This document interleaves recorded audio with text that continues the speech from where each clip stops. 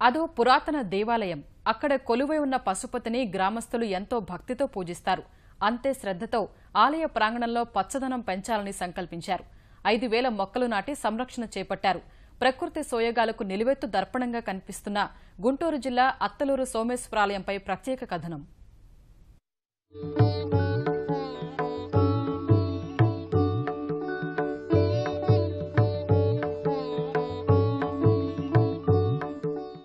గుంటూరు జిల్లా అమరావతి మండలం అత్తలూరులో గంగా పార్వతీ సమేత సోమేశ్వరాలయాన్ని 1516లో నిర్మించారు. కాలక్రమంలో ఆలయం శిథిలావస్థకు చేరింది.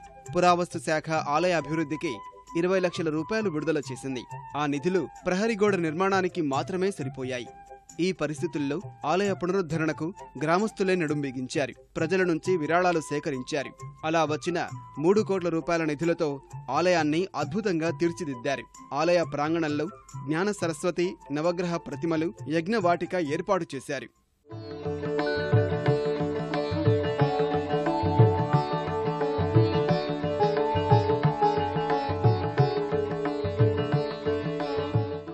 ఆలయ ప్రాంగణంలో పచ్చదనానికి ప్రాధాన్యత ఇచ్చారు. వివిధ రకాల వృక్ష జాతులను, పూల మొక్కలను నాటారు. ఇందులో వెదురు, రావి, మేడి, మారేడు, ఉసిరి, అరటి వంటి 5,000 మొక్కలున్నాయి.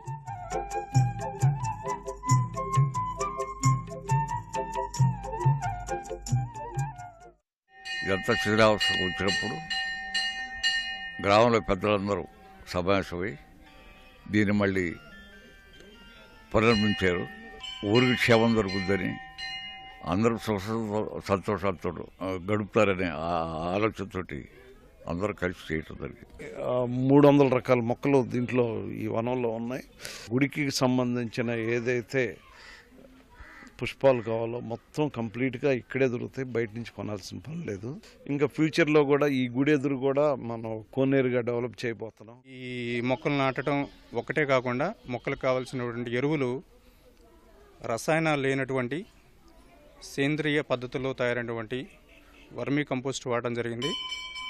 అదేవిధంగా వేపిండి కూడా ఉపయోగించడం జరుగుతుంది ఈ మొక్కలకి.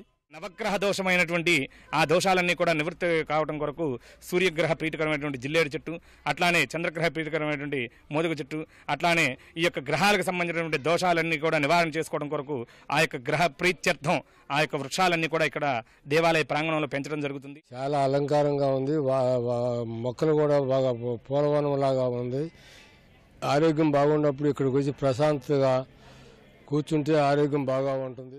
ఈటీవీ ఆంధ్రప్రదేశ్ ఈనాడు చేపట్టిన వనభారతి జనహారతి కార్యక్రమం గ్రామస్తుల్లో మరింత స్ఫూర్తినిచ్చింది.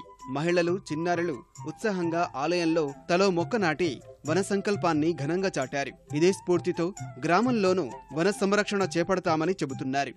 మొక్కల్ని పెంచాలని మా స్కూల్లో చెప్పారు. ప్రతి బర్త్డేకి ఒక్కొక్క మొక్క పెంచాలి. రోజు వాటికి నీళ్లు పోయాలి. ఇంట్లో ఒక మొక్క నాటితే చాలా మంచిది. గుడి చుట్టూ కూడా మొక్కలు ఉన్నాయి, చాలా మొక్కలు ఉన్నాయి. బాగుంది చూడడానికి. మేము గుళ్ళో పెంచినట్లే ఊర్లో కూడా మొక్కలు పెంచుతాము. సకాలంలో వర్షం పడుతుంది. మొక్కలు ఇంట్లో పెంచితే చాలా మంచిది. గుళ్ళో ఎంతో బాగా మొక్కలు నాటాము. ఫస్ట్ గుళ్ళోకి వస్తేనే ఎంతో అందంగా ఊరి గొప్పదనం తెలిసిద్ది. గుళ్ళో చూసి గ్రామంలో ప్రతి చోట మొక్కలు నాటించి స్వచ్ఛ భారత్గా తీర్చిదిద్దుతాము.